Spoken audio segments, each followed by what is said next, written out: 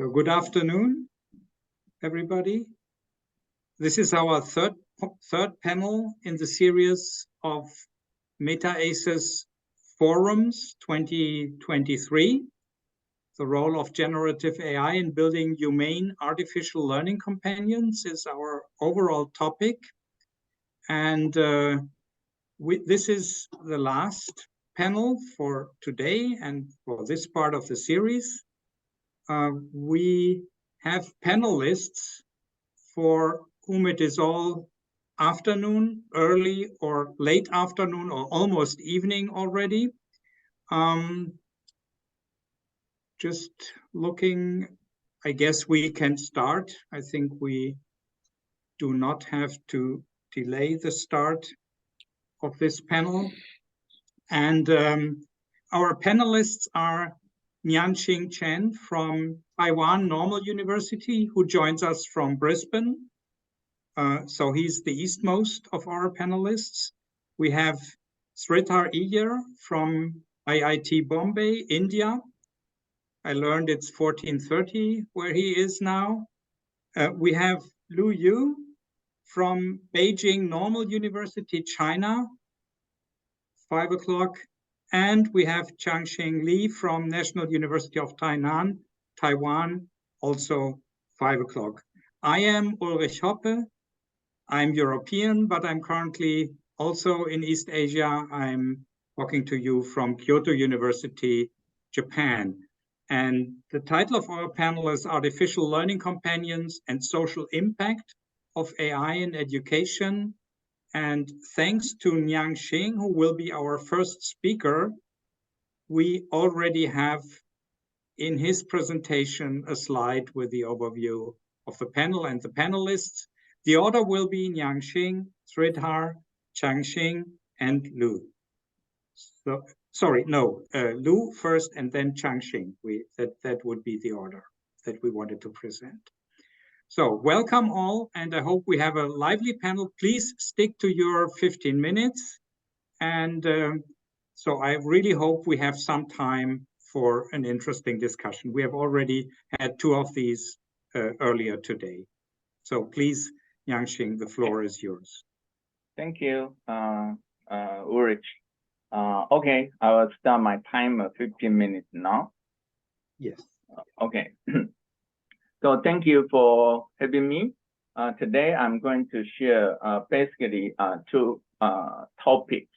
The first one is about how to integrate generative AI and educational robots to create an agent, which is kind of can do storytelling. I think I always think AI, or even now this large language model, it's very good to kind of to have the brain of whatever a learning system we design, right? But for agency, for like a social interaction, I would say educational robots can have this, kinesthetic, a movement. So that would mimic, kind of as human interaction. So all my solution will combine these two techniques, which is AI and robots. And the second one, I focus on how educator, especially teacher, can leverage this large language model to create pedagogical AI agent. So the first one is a smart storytelling robot. And to be able to show you the kind of the scenes working behind the scenes, right? So I use this interactive web browsing mode to visualize the steps. But actually, the agent already implemented, so which you can run on educational robot and the cloud. So basically, I would like to have this idea for the learner to kind of take the ownership. So it's not like a storyteller say, oh, let me tell you a story. It's more like the learner say, oh, I would like to listen to one story, a particular story. So it's more like it's a learner-driven storytelling. Okay, so step one will be once get the learner's input about which story that they would like to listen, then we can then have AI to generate the story text. But then the next step is also to ask AI to assign emotional tag to each sentence in the story. The reason for doing this step is because we want to have robot to have kind of compelling facial expression to go along with the storyline. And we also want to kind of have a multimodal feeling. So it's not just robot is telling a story, but also we would like have a digital story content also presented on a tablet. So that's the step 3. We can actually, based on the storyline, and then generate a pictorial book accordingly. Then once this 3 steps has been done, then we can then synthesize all together and ask a robot to act as a storyteller. Now it's the robot, how good robot can act as a storyteller. Then it depends on how robot elaborate the spirit of the story. So the facial expression, the gesture, the movement will be the key. But this we can also using AI to help us for this agency of the robot. Yeah. So this is just a visualized example. For example, if I prompt large language model about the role he should play, then you can see it can generate a story based on the learner's input. And then once we have the story text, then we can then also ask AI to tag each sentence with emotional tag. And then we can then create corresponding digital book associated with this particular storyline. So this is kind of a screenshot to show you the effect. Okay, so the first one is like the robot actually now you can see it's kind of one head inside a robot's head.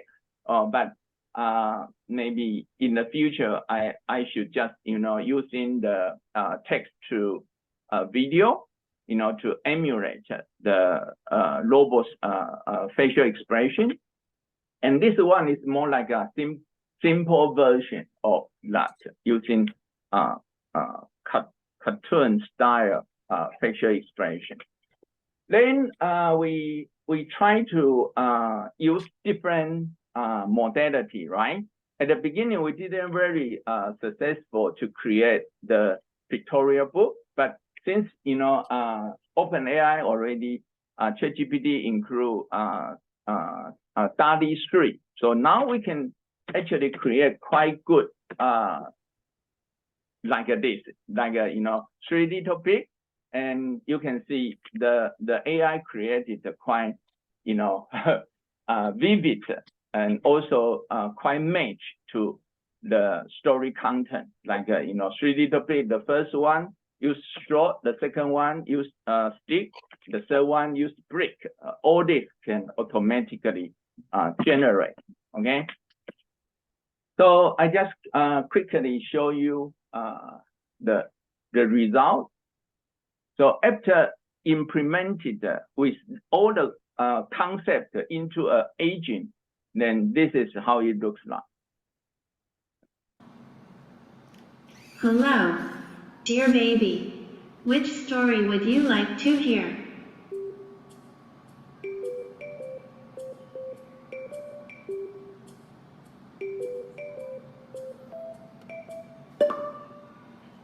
Pinocchio. Is Pinocchio correct? Mommy is preparing the story of Pinocchio for you. Please give me a second. Story generation has completed. Now is labeling each sentence with a suitable emotional type and searching the images for the story. Now is generating the story in Chinese version. Pinocchio is a classic children's story written by Italian author Carlo Collodi. The tale follows the adventures of a wooden puppet named Pinocchio. Okay. So I think I don't have enough time to really play the whole video, but you get the idea. Okay. And so to be able to let this, storytelling robot also more like a smart, look really smart, then we need have a procedure and interaction design. All this can be embedded into the agent design. Like for story creation, we would like the participant also can co-generate or co-create the story. And for storytelling, also we can have the first round one way, the second round question answering, and then the third round maybe ask a learner to reflect and provide feedback or that kind of thing. So it will be more like a kind of personalized way of telling a story and then share the experience through different types of interaction. There are still some challenges, like now because I'm focused on children's learning, so the speech to text now we're still struggling with kind of for the robot to speak sounds like a baby or like a children, that kind of thing, or even for speech recognition also for children's voice will be a little bit difficult to recognize. Yeah. The second one is about pedagogical AI agent, because I keep hearing teacher complaining now they are marking students homework. They are marking AI's homework, not students' homework.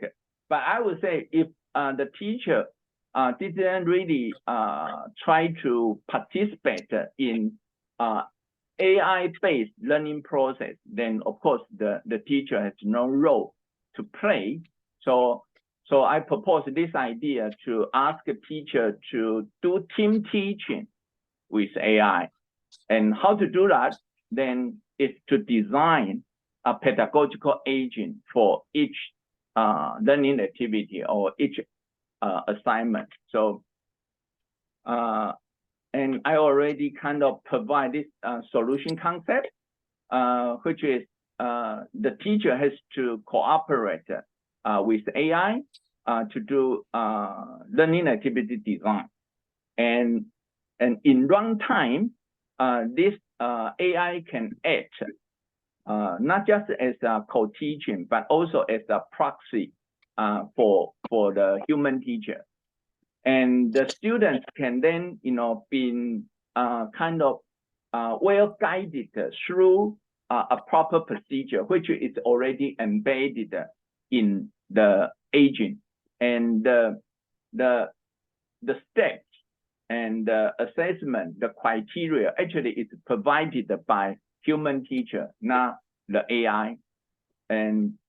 But because when students is doing learning, the human teacher is not kind of sitting next to the students, right? But if the pedagogical agent already designed, then the AI can act as a proxy, to execute whatever the human teacher would like to do in terms of how to help the student. So that's the whole concept of this. And of course, then we have to follow a certain procedure based on pedagogy strategy and theory. And then the pedagogical AI agent should fulfill some functionality. So here are basically the key functions. And once you design that way, then you get, this kind of features and property. And so I implemented quite a few, pedagogical AI agents, and then the students can then, without, need to ask the students to write proper prompt, but it's just for the pedagogical agent to guide through the whole learning process. So this is a kind of example. Okay, maybe I just run this demo. So once you design a pedagogical agent, then you can deploy the agent to students, and students just need to the first magical word is start, and then the agent kind of come to life, and then start to prompt to the student for the first task, and then students just follow. But here the key point is students really need to do something.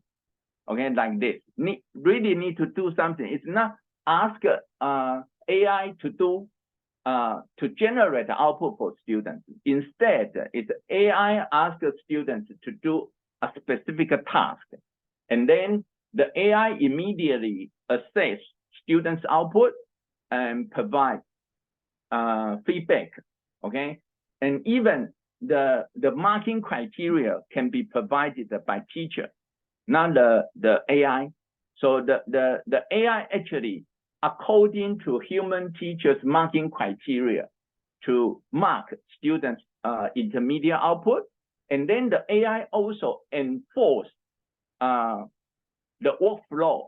So if one step the students have not yet achieved the satisfaction level, then the AI will kind of continue to help the students to improve until the student output meets the human teacher's criteria, and then they will move on to the next one. Okay, so I think time's up. So that's my sharing. Thank you. Thank you very much. Thank you very much also for being in time and having these nice concrete examples. Thank you very much. So next is Sridhar from IIT Bombay.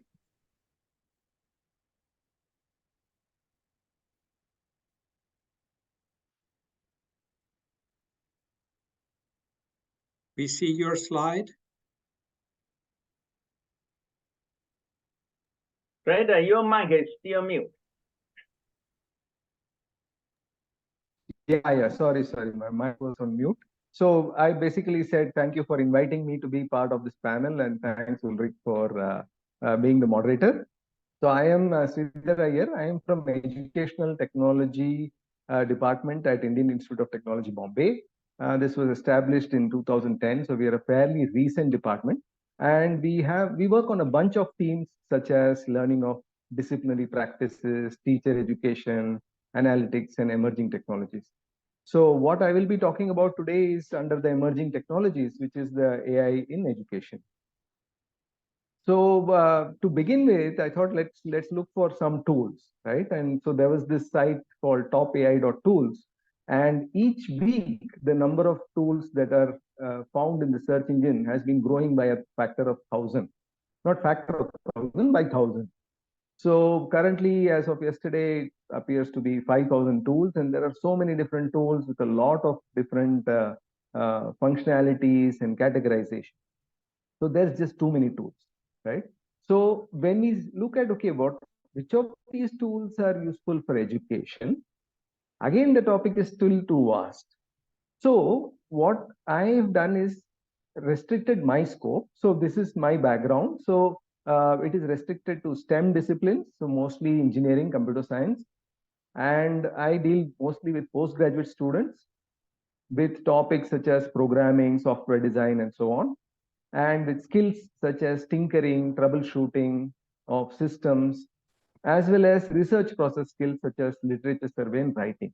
So what I thought was, let me look at what is the application of AI within this scope.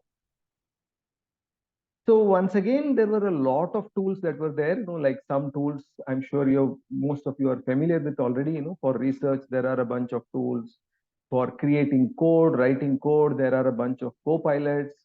For exploring and improving your knowledge, again, there are like a lot of tools.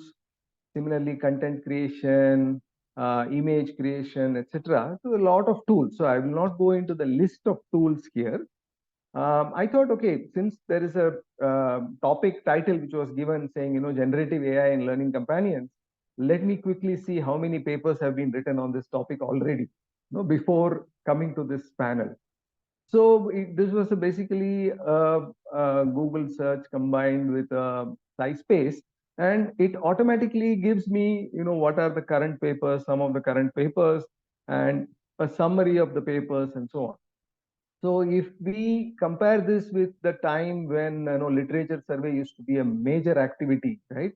So, and if you are as old as me, then you would have done your literature survey in the pre-internet days, which meant going to a library and looking up a bunch of journals. Whereas the ones with the internet days would have done it with the internet, and now they are doing it with AI. So, I mean, the amount of efficiency that has increased is phenomenal. So given all that, what I will talk about is two ideas which are actually very similar to what Nian-Shing spoke about. So one is on tinkering, and another one is on using AI as a virtual companion, learning companion. So the first idea is that this is work done by my PhD student, Ashutosh Raina, graduated, and is currently about to join us faculty in another institute. So the idea was to build a system for nurturing tinkering to solve problems in engineering design. Okay, so the problems were based on robotics, and they used Lego Mindstorms. And we came up with a pedagogy called Explore, Solve, Evolve for the student to work through. So in this case, the student would actually explore the various components that are there.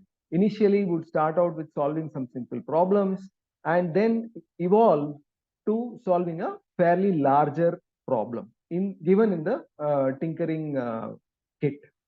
So there are a lot of affordances. There is a notion of a pedagogy. There are these partial manipulables. There are resources. There is some mentoring involved and all of this. So what we thought was, let's look at where all we can use AI. So one concept here is the learning companion, which we call as ThinkMate. So in ThinkMate, what happens is that it's a personal pedagogical agent which can provide information on structural and functional affordances of the kit. So sometimes students are fixated on a particular aspect of the problem or the solution, and they want to, we want to trigger them to look at some other aspect. So the ThinkMate actually provides these triggers on where to focus on the kit, what are the best practices of tinkering and experimentation that can be followed. So this is one example of a companion. And one possible implementation of this is using this Cosmo robot, which has various sensors. It has vision sensors, as well as it can also speak. So what we can do is that the robot can actually sense when a student is looking at one particular aspect of the Tink table and is kind of stuck. It can say, hey, why don't we try something else? And then there is a corresponding augmented reality component or a view which can help the student to progress. So this is a very simple implementation of the use of AI as a learning companion.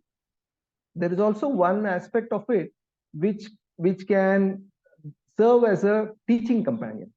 So here, the idea here is that, in our system, there is a mentor. So the mentor actually guides the student to do various activities using the system.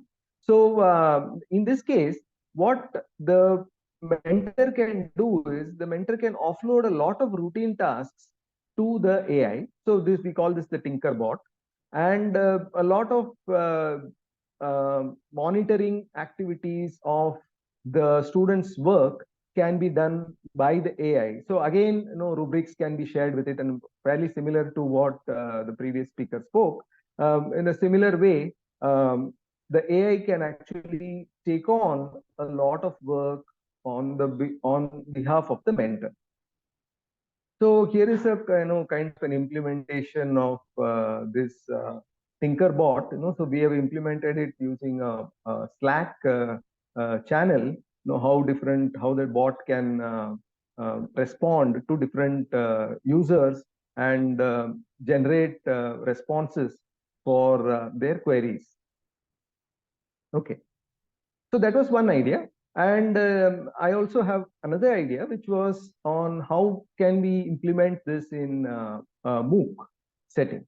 So when we have these massive open online courses, one issue there is that many of the learners are asynchronous. So they're not working together at the same time. So what happens is that many of these good active learning strategies, like peer instruction, think, pair, share, they are hard to implement in such a setting because you don't know if there is somebody else logged into the system at the same time as you. And we know that, for example, this think, pair, share is known to be an effective active learning strategy, which can be used for, design problems, open-ended problems where there is no single solution, basically for complex problem solving tasks. So in this, students are required to think on a task, they are required to work with a neighbor on a follow-up task, and then finally they share their solution with the whole class. Like, for example, they are trying to design let's say one of the e-commerce applications and so on. So here, if we ask the question, how to implement this think, pair, share in a MOOC setting, where the learners are asynchronous, once again, we can use AI because AI can have a lot of inbuilt responses, as well as it can, we can train a model to generate responses, and the AI can be a virtual learning companion. So it doesn't matter what time I log into the MOOC, I can always have this companion with whom I do this activity of any peer activity that requires to be done. So this way, the effectiveness of learning in a MOOC can also be increased. Okay, so this is an example of how it can be done in an online setup and so on. So I have spoken most of it, so I will skip this slide. And let me come to my closing reflection with just about a minute left.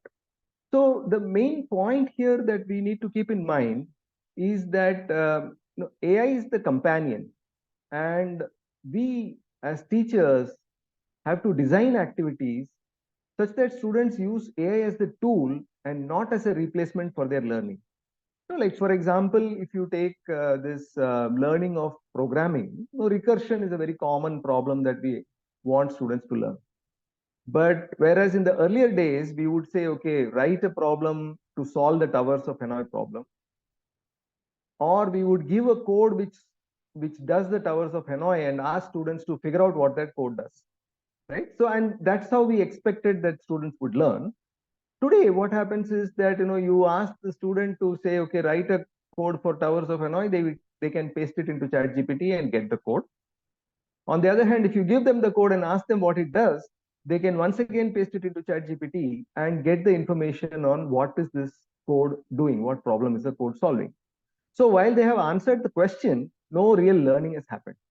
So what we need to do is to design other activities which makes the student interpret what the AI has given to them, which ensures that learning happens. So we need to keep in mind that this learning is the primary, and we also need to identify what are these new skills that are required for AI assisted work. For example, what skills have become obsolete? Maybe some skills which we were taking as fundamental are no longer so key, whereas new skills like, for example, of being able to tell whether information is valid or not valid, or being able to cross reference, identify, those skills might become more important. And finally, if we look at challenges, so there is a major challenge which is the equity of access to AI tools.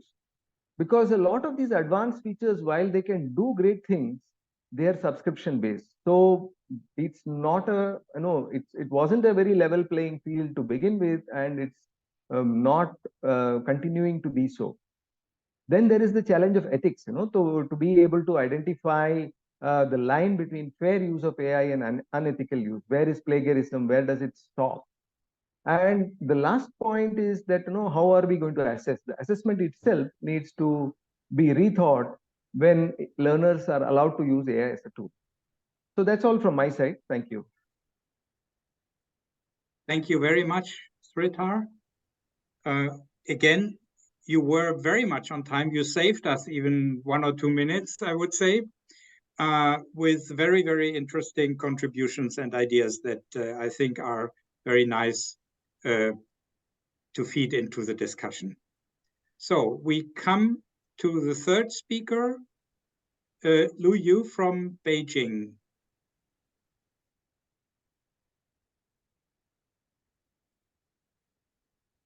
Okay, thank you, Professor Hoppe, and thank you for having me here. I'm Louis from Beijing Normal University. So today I'm going to talk a little bit about my thoughts and my research work regarding to this topic. Actually, in my research team, we have a traditional research plan that related to AI companions. We are trying to develop 3 different AI companions in different stages.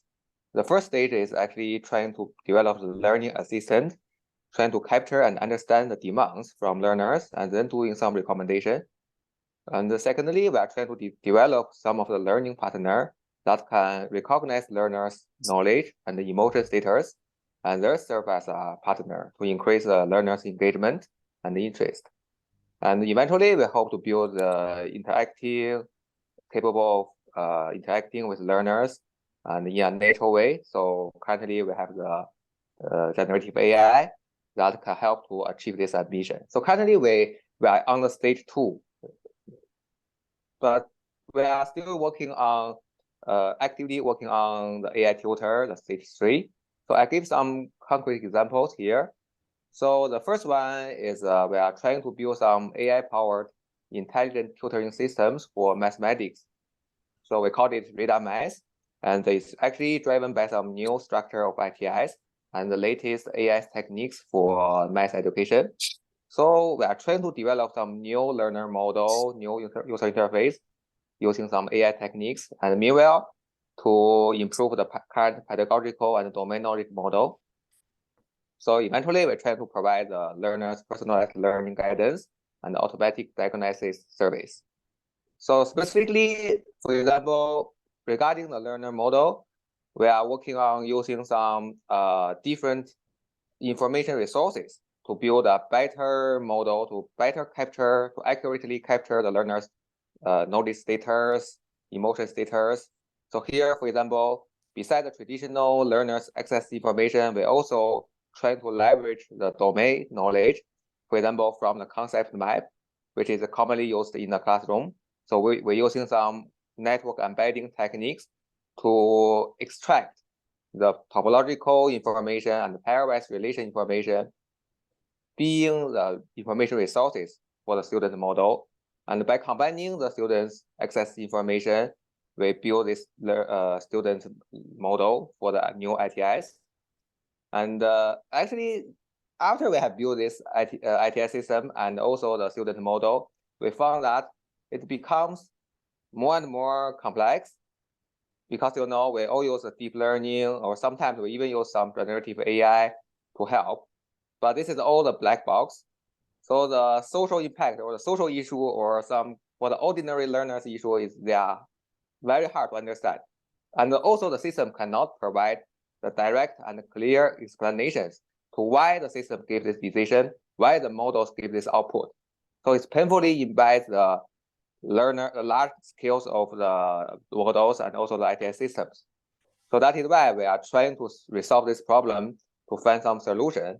And currently, we are trying to using some so-called explainable AI techniques which is also originally from the AI domain, to interpret the complex model, complex system output.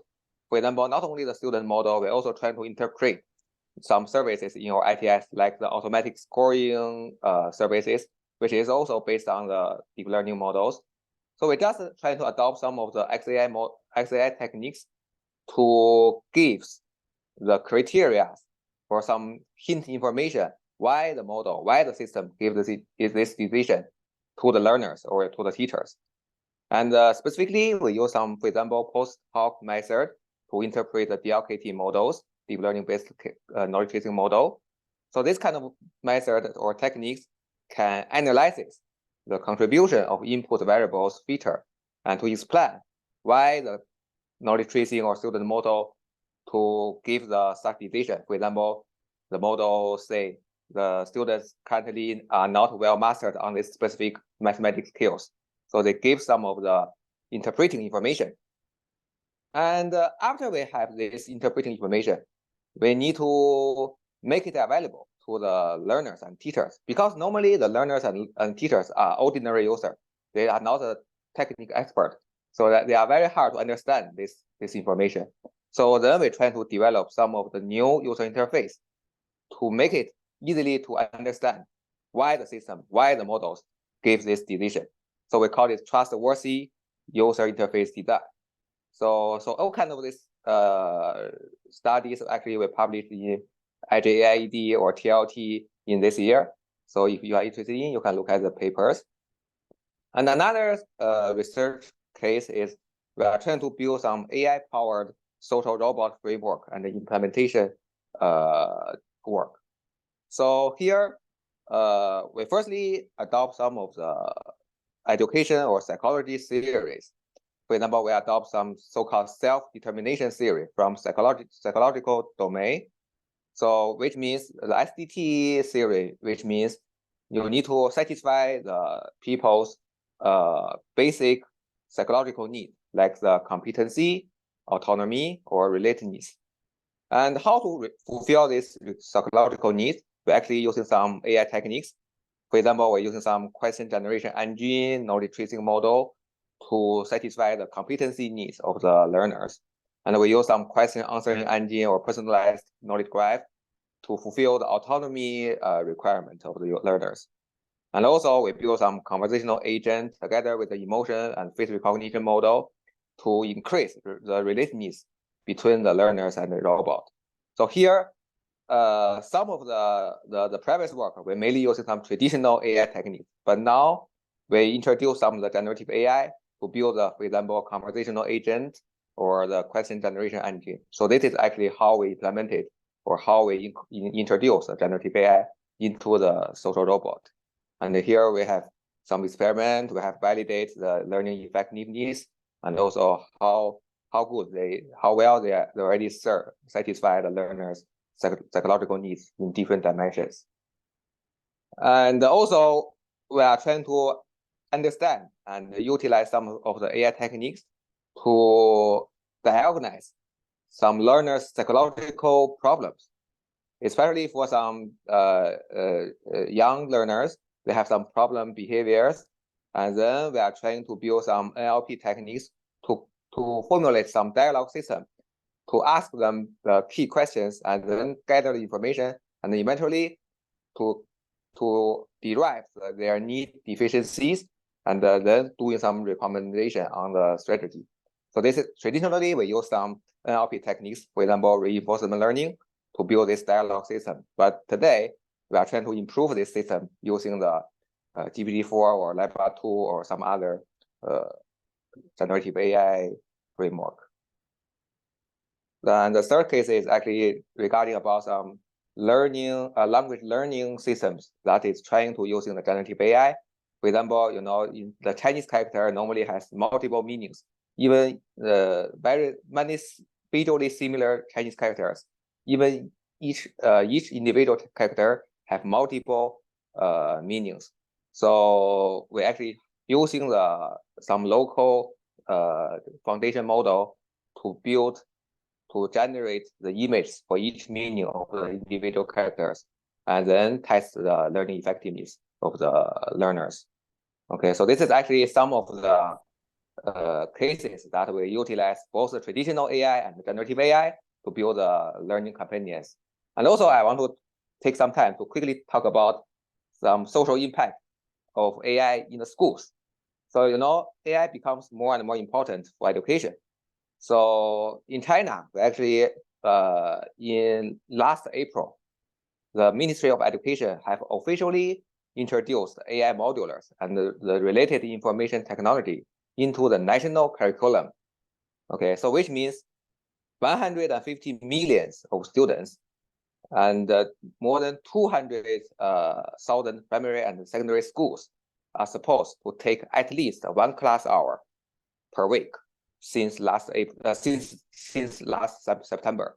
So the problem is we actually have not inadequate, we have inadequate AI resources, teachers, and platforms, right? Because they need to well prepared for all this kind of stuff to give the class, to introduce the class into schools. So we actually have done some of the work cooperatively with the Ministry of Education and also with some local companies. That is, we're firstly trying to build some AI knowledge structures, which is links the Chinese national curriculum and some of the other famous AI framework. For example, 5 Big Ideas from the USA. So we build this AI knowledge structure, and then based on this knowledge structure, we develop some AI teaching and learning platforms, which provide some of the modulars to help the teacher teach AI. And here, generative AI is a very important topic in this platform and in this knowledge structure.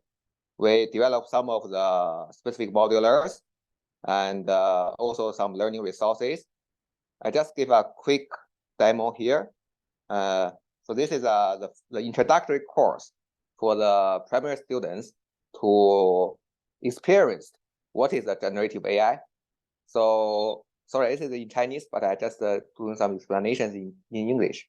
So actually, at the beginning, the students actually can log into the system. They can use any of the devices, mobile devices or desktop, and then they can freely drawing something. For example, they just doing some paintings, drawing a very simple mountain, and here he draws some of the tree, and then using this scratch, the system will ask students whether it wants to co-invent or co-work with the AI, and then if the students select yes, the system will ask the students what kind of styles they want to work with AI. So the student can select maybe traditional, some scientific fiction style, or some other styles. For example, this time the students select the traditional style. So then the AI will generate these traditional paintings, Chinese traditional paintings, based on the students' drawing at the beginning. And also, let's say the students want to work with AI in some scientific fiction style, then the system can also generate this kind of styles painting with the students, and it takes a little bit time. And then this time you see this is more like a scientific or some virtual work, right? And also maybe some cartoon style. So the system will also follow the command or the requirement of the students, and it takes maybe 10 or 50 seconds. And then this will show a very lovely cartoon style paintings like the blue mountain or the pink trees. So all kind of this effort is trying to enable students to understand what is generative AI, and it is a very interesting experiences. Okay, and also besides the painting, the system can also help the students to compose some music. So the student can just draw in some simple lines, and then with some peaks or valley, and then the system can generate some music specifically for these students. So all kinds of this stuff is used in the local schools. And also we have using these resources, platforms to train the teachers nationwide. We have trained more than 3,000 primary and secondary school teachers during the past 3 years. And also, if you want to know more, especially for students in this panel, you can actually read some of the book. We summarize our results for some of the research in this book. And the editor is Hanneli Niemi from Finland, Joey P. from Stanford in US, and I'm also the co-editor. So welcome to download. It is for free. And here are some references. Thank you. Thank you for the time. Thank you, Lu Yu, for this rich and interesting presentation.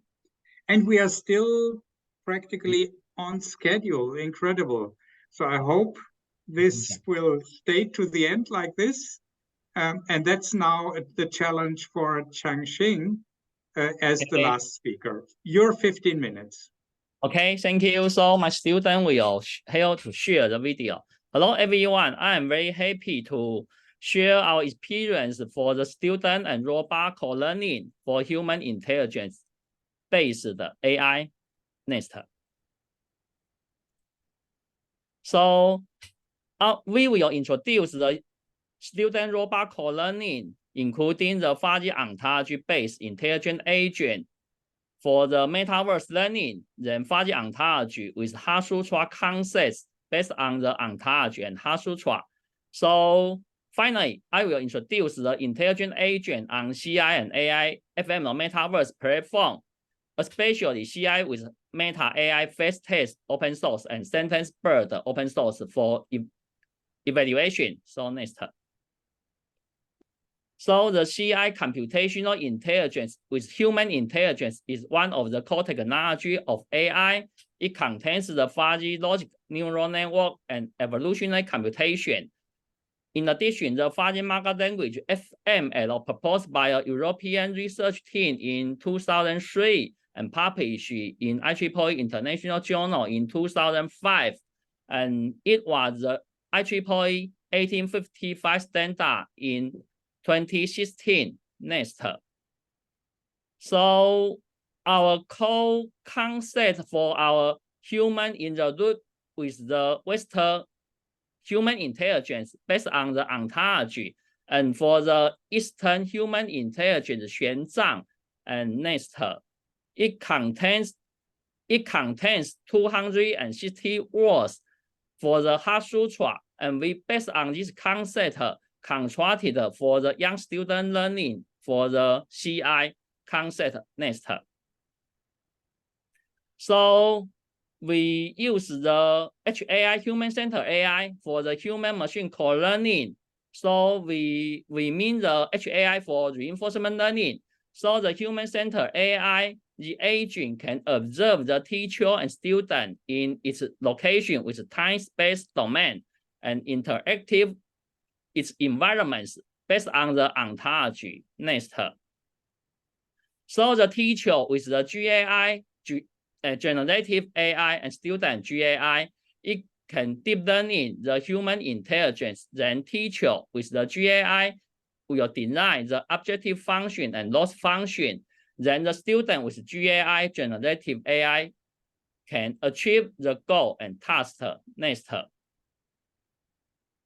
So for the Hash-Sutra, we discussed with Professor Marek Reforman in Canada, and the paper already accepted in 2023. So next, this is Chinese version, and next, this is for the English version. Then, yes, then next. Then we hope the young student can explore and discover the proposed learning environment with fuzzy ontology based on the human intelligence and the machine intelligence for the artificial intelligence. So next, I will show a short video. We co-work with some students in Japan. So please help to show the video. We invite some students from Japan to co-work. Yes, this video. 没声音。No voice. So你继续把声音弄出来，没有声音。So the focus is on only the PhD student in Japan. I am going to Tokyo, Japan for research in February this year. This is high school student. International research projects and collaborations in his research lab. 伊要带阮出去食中昼。 The students seek the engage then the MetaACES open source can translate to Taiwanese language. And students will, especially this student, are final to Japan, and they can use different kinds to learn Taiwanese language very well. Students to meet a good friend of mine. Organizing an event with teachers from Japan, Tokyo, and initiative teach high school students about smart computing. I am going to Tokyo, Japan for research in February this year. 笑声，我要来去东京啦，今年2月研究啦。 AI International research project and collaboration in his research lab. Good. So finally, the high school student can Taiwanese very well. Going to Tokyo, Japan for research in February this year. 我要去日本做研究啦，今年2月啦。我要来去日本做今年2月研究啦。 I will be visiting a renowned university with my wife and 2 students to meet a good friend of mine. Good. 我甲我的牵手，还佫有2个学生做伙参观一所著名的大学，翕到我一个好朋友啊。 So we can see the AI can help the student or the teacher to learn the language very well. Next. 没有切过去。你这个要关掉。So I'm sorry， 哎，你这个要关掉。So I think okay, now it's okay. Next. So the ground truth for the elementary school student, high school student, or undergraduate student, especially for the undergraduate student, we use the meta intelligence with the time space with the sum mapping function and the knowledge quantity for the elementary school, junior high school, senior high school, or university. I think the AI can help the student to learn very well. So next. So we use the AI meta learning, and we hope the AI can increase the efficiency by learning how to learn AI. So in the physical world or the digital world. So education, I think, is very good for the AI metaverse application. So I think it is important for the young student. What you see in writing is different from the how you feel, what experience. So next. So this is our relationship between the component based on the human intelligence and artificial intelligence. And next, we will have a video for you. Next. So we have 6 steps for the young student learning. Step 1 is observe and go. Then the student and teacher can study and research the learning field. Then they can utilize and follow, understand and know, finally explain and speak. And this year in IEEE Region 10, EAC and 2023 IEEE CIS Education Portal event, we have a video for you. So please show the video. So the video in Taiwan, we co-work some students in, 你要播影片. We co-work with students in Japan, in Hong Kong. 可以吗? Okay, 有. Observe and attend. The teacher observes the abilities of the learners, prepares the corresponding CI teaching content, and goes to the teaching site. Step 2 and 3. Study and research. In the teaching field, the teacher and the learners experience CI concept-based learning together and conduct in-depth research on the corresponding CI content. Step 4. Utilize and follow. After CI learning, the learners can use and follow them for CI experience-based learning. Step 5. Understand and know.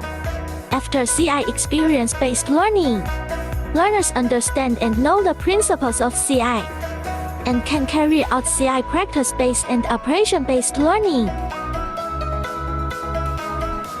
Step 6. Explain and speak. Learners can explain and describe the CI learning content to other learners for CI expression-based learning. And from this event, I also learned very great tools such as Open ChatGPT and the Midjourneys. It was helpful for me. Okay, because of time constraint, we will stop here. Then the student can use the GAI to generate the story very well. Next, some students, they are PhD students in Japan. So in our experience, we hope the AI, CI and AI family, human robot co-learning with the ontology in different learning fields in different cities. The student can use their human intelligence and the machine intelligence with GAI, generative AI. We use the MetaACES, Face Test, open source, and Expert, Sentence Bird, and ChatGPT for student learning. And next, we can see some feedback from the student. So that we have some two stages. One stage is data collection, and the next is performance evaluation. And next, the learning data, including the preparation, correction, preprocessing, and NLP, natural language processing, including the quantitative analysis and quantitative analysis. Finally, for the evaluation, we use the MetaACES, Face Test, and Sentence Bird, and the ChatGPT to help students to write something. So next. So we hope the CI and AI family, human and robot co-learning can help the young student in different age. Next, especially for the young student learning. So because of time constraint, I think I have 2 minutes. So finally, I will show one video for you. So next. So this is the feedback from the student.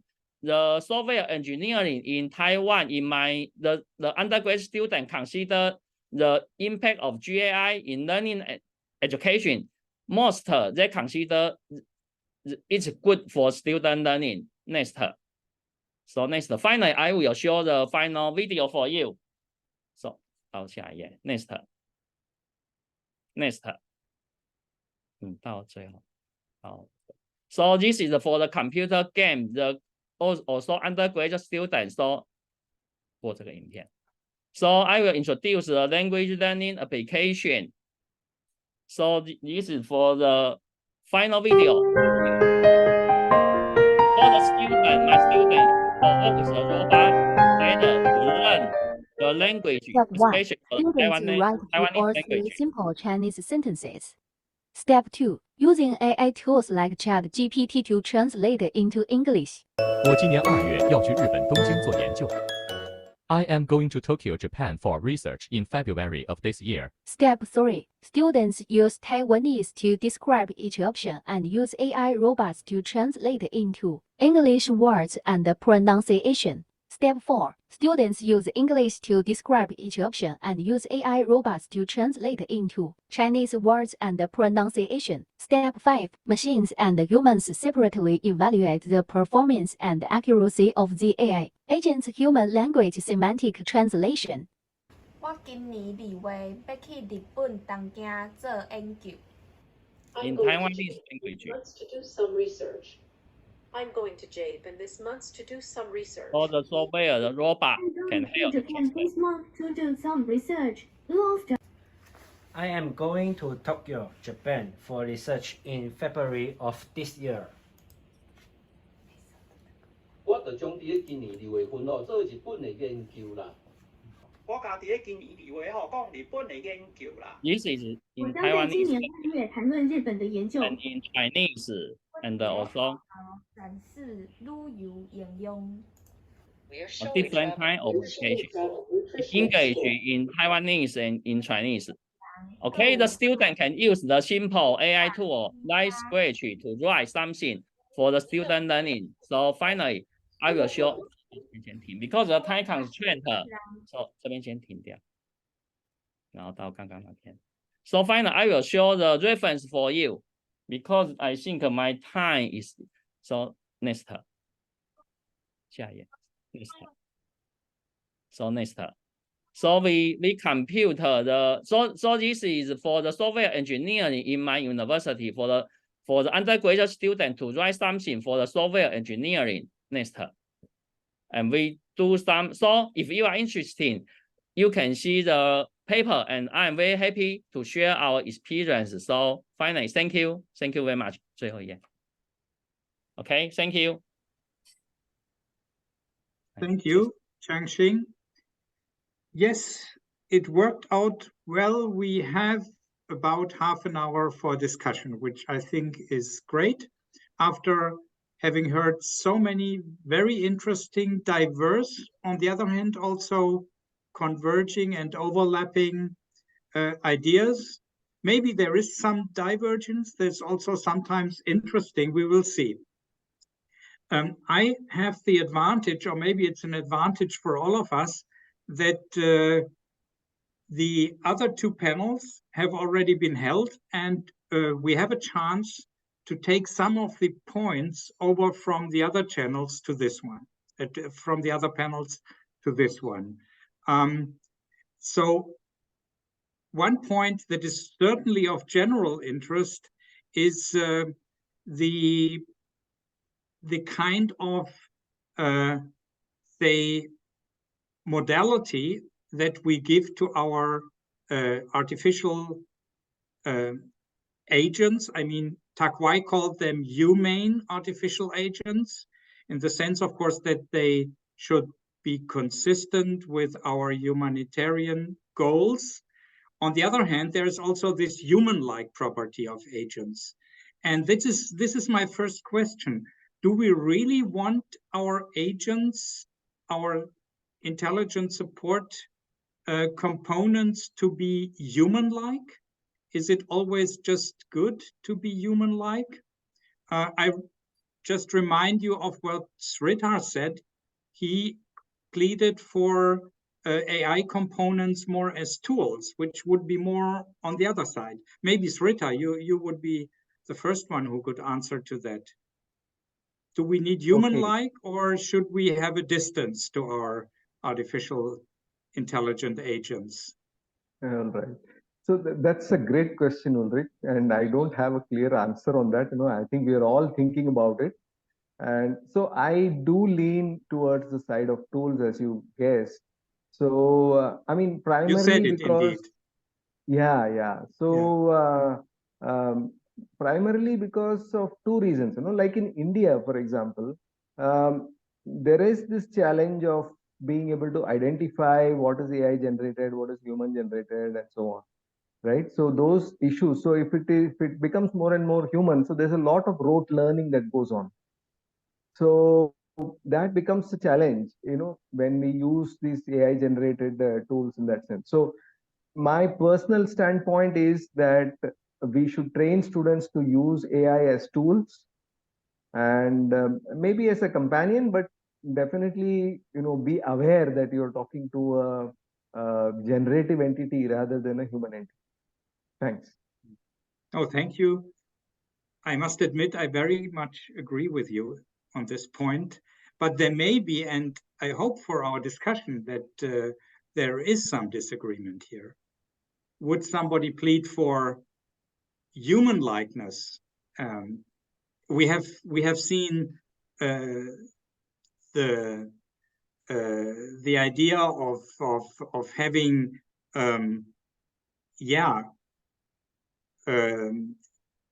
agents that have emotional qualities also, so that convey emotion to the one who uses them. Yeah, so I saw Tak Wai, you wanted to say something.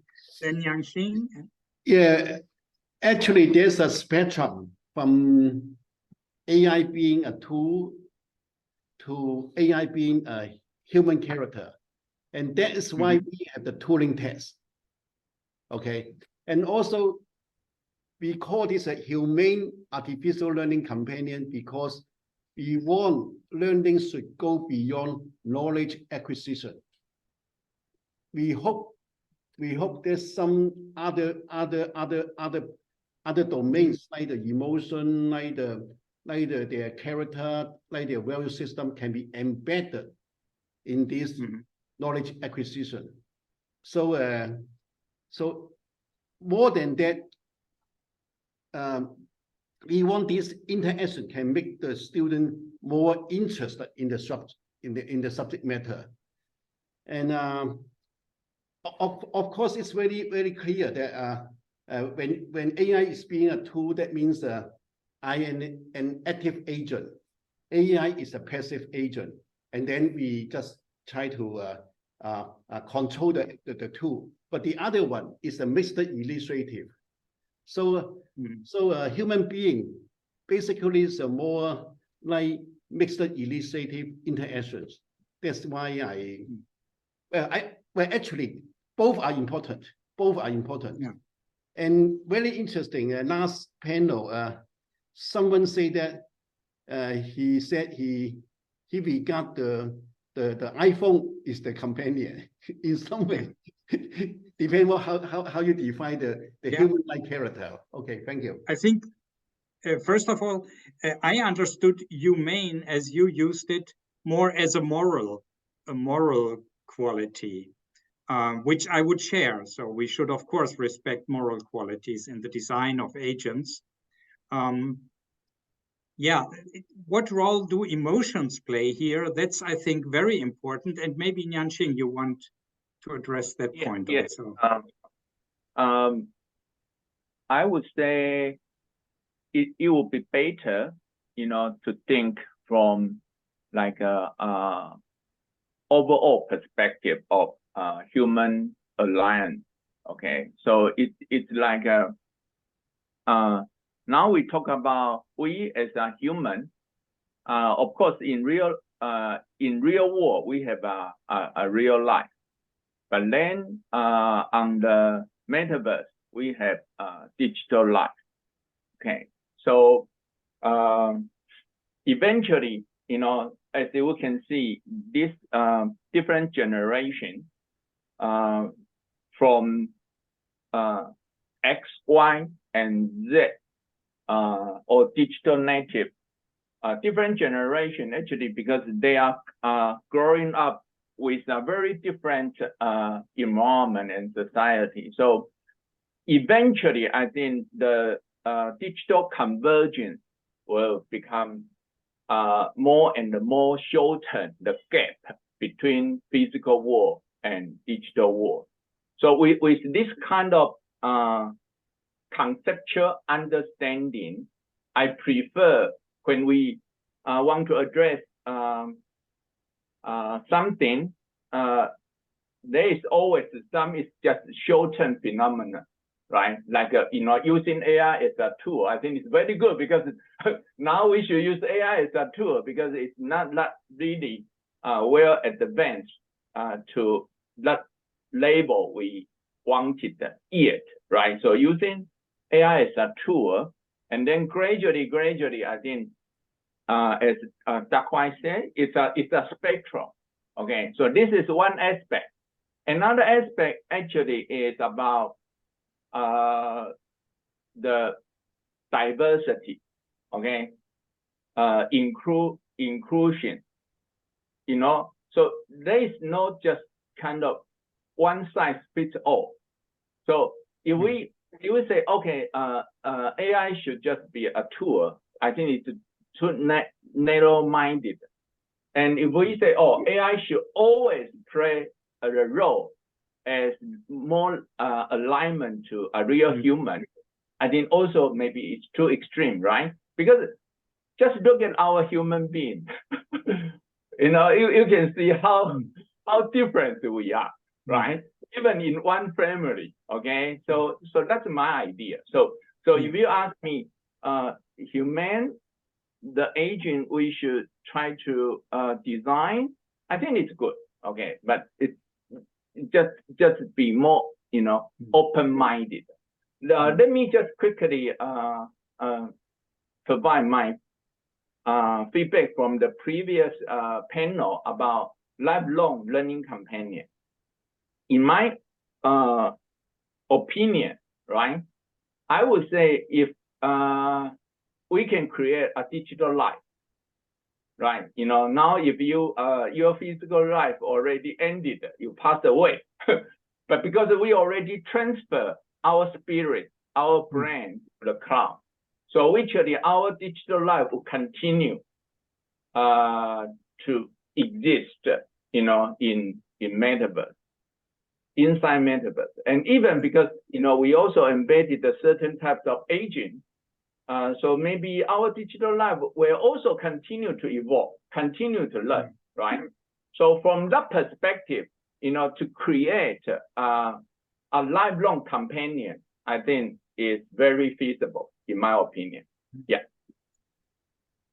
Yeah, I will try to respond to that very briefly, just not as a moderator, but as a participant in this discussion.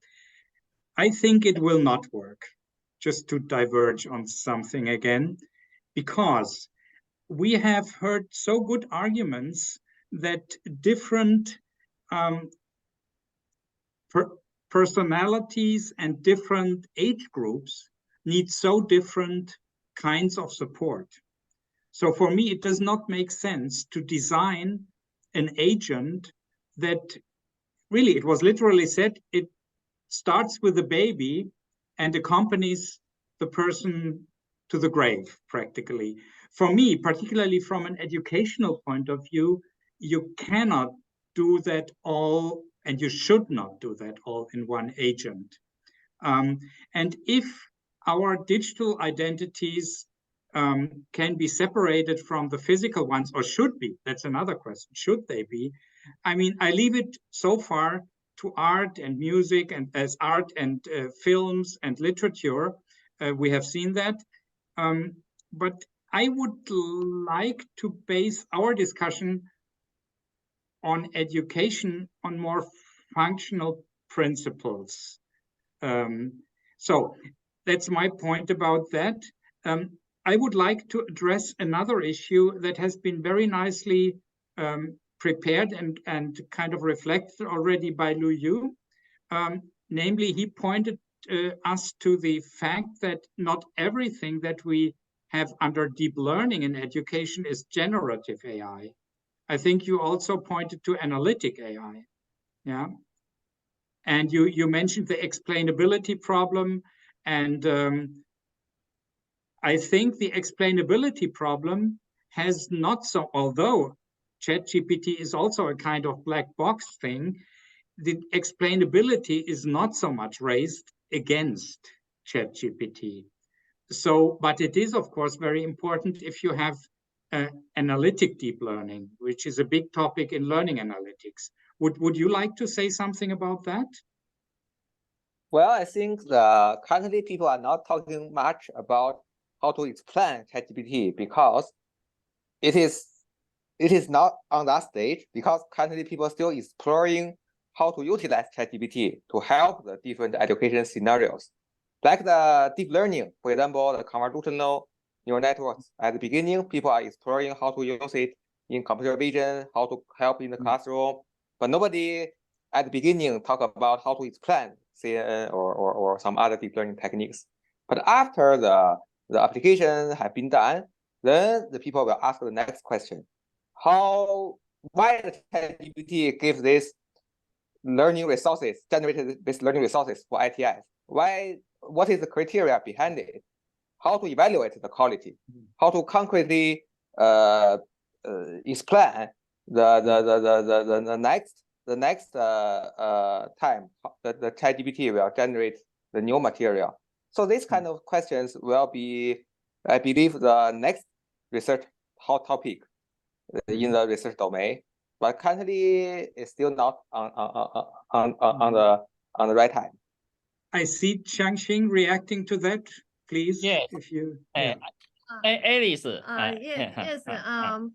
In our application, we use the robot to teach material from elementary school students, junior high school, senior high school, and university and master students. For elementary school students, they feel excited, interactive with the robots. But for especially for the university students, they also have an interest with the robot, but they have more interest in interacting with programming using Python, for example, Python code, and then put a code to a robot or hardware to interact with together and to run the knowledge from about AI or computational intelligence. So this is our research and observations. Yes. So I think for different age people, for example, for the very young student, for the elementary school student, maybe the robot for the K-12, the robot is very good for the student learning companion. But for the undergraduate student or master student or even the PhD student in Japan, they consider the robot is too simple for them. So they would like to, maybe. They would like to write the agent. For example, some student in Tokyo, in Osaka, the student from China, from Malaysia, they would like to write some agent to co-work with the robot together. But I think human like a robot is just like every day we use iPhone. Maybe in the future, just like our companion. Yeah, I think it's very good tool for students to learn. And just like ChatGPT, since I have a ChatGPT, I also learn a lot of knowledge from ChatGPT. Sometimes we write the program and the ChatGPT, or especially for GPT-4, can help us to write something. I would like to come back to the explainability issue in relation to ChatGPT. My understanding is that it is not raised so much because currently ChatGPT is very much anthropomorphized. So you understand it in a way as if it were a human, which also means that many people are not aware of its failures. So it often fails, and it has also systematic failures and systematic deficits. Of course, there's always the argument the next version will be better, and the next version will usually be better.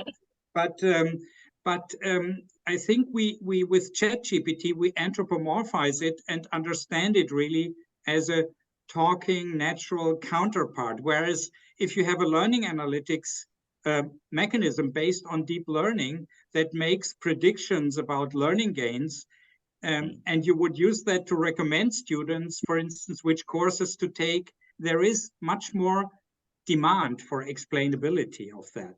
So this is a bit, and I think this demand for explainability is good. I think that's a good thing to have. So in this sense, I appreciated that you brought up this point.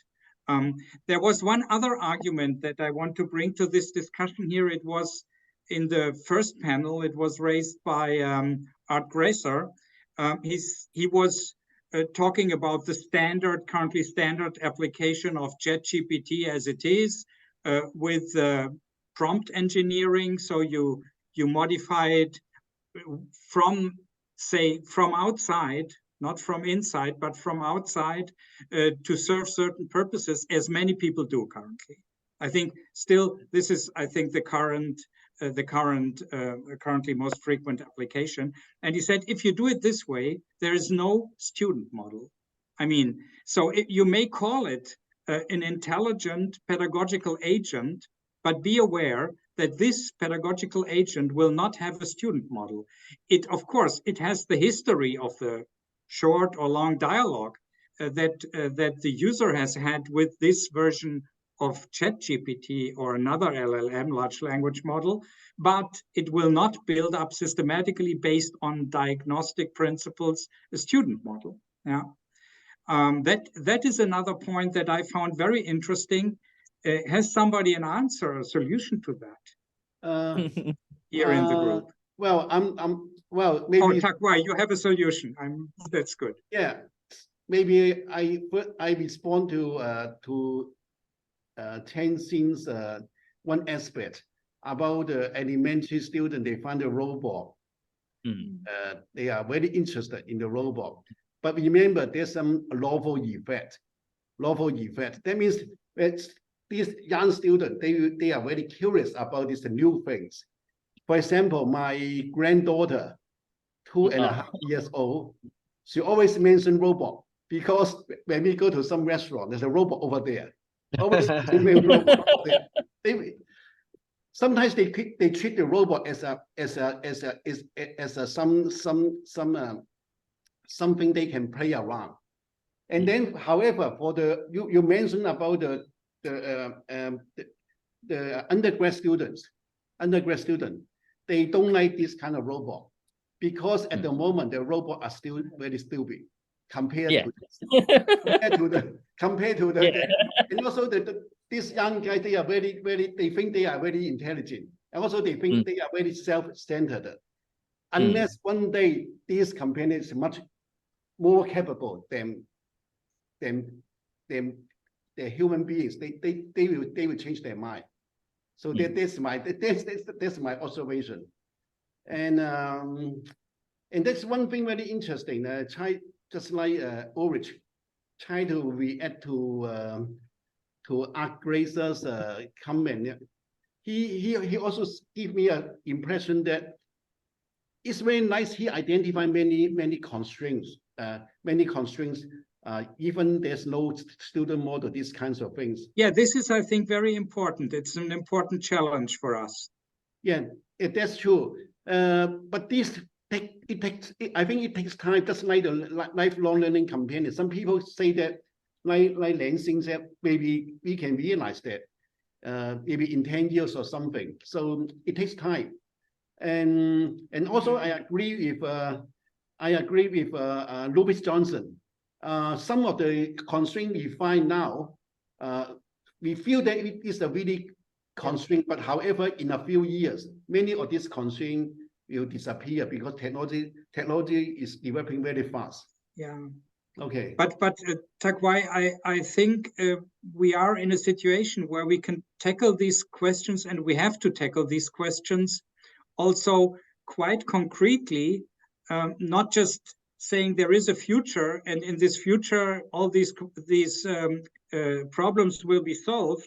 I think we are now in a stage where we have to start solving, and I mean, currently we have this quite simplistic usage. As I said, you externally modify a large language model using prompt engineering, which is very elegant. It's extremely elegant, and it's even powerful, but it will not give certain things. It will not be the way to the future. I don't believe that this will be the approach that we are going to extrapolate and exploit, and that this will lead us to the future intelligent learning environments. For me, that's a shortcut. And now this means for us as researchers that we have a challenge to think about engineering solutions that overcome these shortcomings that we currently see with these, prompt engineered LLMs. But the question you raised and also Art Gracer raised, it goes back to the John Searle's paper, Bypassing the Student Model in 1988. And they talk about the open student model and other ways. But anyway, if one day we want to build a lifelong learning companion, we need a lot of data, lifelong data for almost everyone. But my last comment. Thank you. maybe another person. I have been pushing a bit for this. I find it important, but maybe somebody else. Chang-Shing is over there. No, I Yes, can you share some experience. you started addressing similar things in the second panel, at the end of the second panel. I can share some experience that I have done in the past 3 months. I organizing 60 hours workshop and courses for administrative staff of using ChatGPT or the Open AI. By the way, Sam Altman will go back to OpenAI now. Just the information just from popping up, so I know that he's going back to OpenAI, not quit.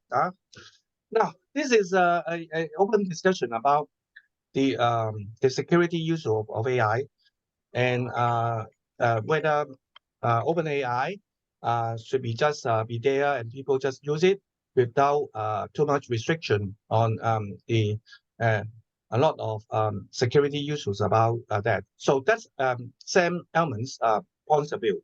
But my point of view, after a few months working with the teachers, I have another class for teachers, for school teachers, on how to use the so-called prompt engineering from for supporting our younger generation to learn. Now, my experience, a lot of effort the teachers have to put up for supporting students to learn. I think this morning, from a lot of the researchers, very senior researchers, talk about self-regular learning and talking about critical thinking. So at this point of time, I think the teachers and the students and the parents should work together to support the young generation to know what is the all these generative AI tools. And I also see from Beijing Normal University, Liu Yun demonstrate that you have the platform, generate the pictures, using the prompt, so on and so forth.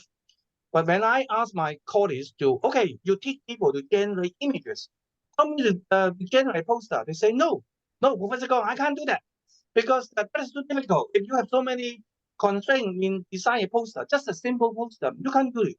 You can use the generative AI. People say, very powerful, sorry. It's so limited in terms of the work that they can do.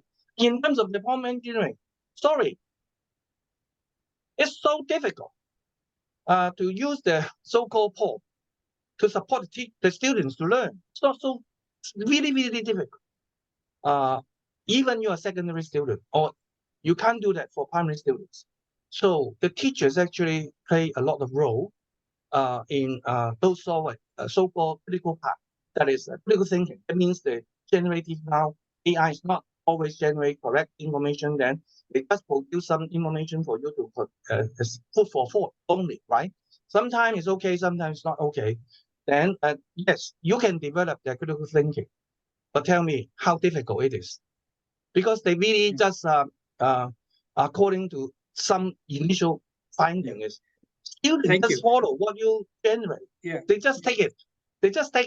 And sometimes thank you, Xiu Chung. Thank you, Xiu Chung, for that point. I think it's very important because there's one point that we will not be able to discuss reasonably now in the remaining time, which is when we talk about critical thinking. AI agents may support us in critical thinking, but AI agents should also be the subject of our critical thinking. We should think critically about AI. And in a way, you showed us the curriculum about AI. For me, it would be very important that the curriculum about AI contains this aspect of being able to reflect critically on what AI can and cannot do, or should not do. Is that part of your curriculum also? Do you intend that also with your we have some curriculum? specific modulars talking about AI ethics related issues. Yeah. But this is just one part of the curriculum. Yeah, but it's not only the ethical part, it's also even what can AI do? Where are, for instance, the fallacies of ChatGPT? ChatGPT is not always right. What are principled problems? Yeah. So yes, this is we still need to improve it. Yeah, still something missing there. Yeah. Okay, so time is up. Thank you very much. I think it was a very nice final point for this series of 3 panels. Of course, we had the advantage to absorb questions from the other panels. I think this one was, I mean, the first one was a bit historical. This one was a bit more future-looking, I would say. Thank you all for that. Thank you all for that. Future-looking and still concrete. And this is because of your contributions. Thanks a lot for that. And yeah, this concludes the 3rd panel. Professor And in a way, I hand back to Tak Wai because you are the inspiring person behind all this. Yeah. Hey, Professor Lu, do you think there's some way that the audience from mainland China can get the video from here or something? I think they want to know about. Well, maybe you just post it on the website, the recording video. Yeah. Okay. Anyway, thanks Ulrich to help to organize it, and also Chang-Shing help us to organize these two. And I think I will be seeing you, Ulrich, and also Lu Yu and Sridhar. Sridhar, I know that you are organizing a workshop on the social issues, right? In ICCE, right? So that's not me. That's a student of mine. Yeah, who is graduated. Okay. Yeah. Okay. So I'll see you in a week or so in Japan. Yeah. Okay. Thank you. I'm looking forward to seeing you. I understood, Sridhar, you will have to participate online. Is that true? Or Yeah. I won't be coming to ICC this year. Yeah. But anyway, looking forward to meeting you and continue the good work. I think this is really very interesting what you're doing. Thanks a lot. Bye. Okay, bye. Thank you. Bye. Thank you so much. Bye. Bye. Thank you. Bye-bye. Thank you. Bye bye. Bye bye.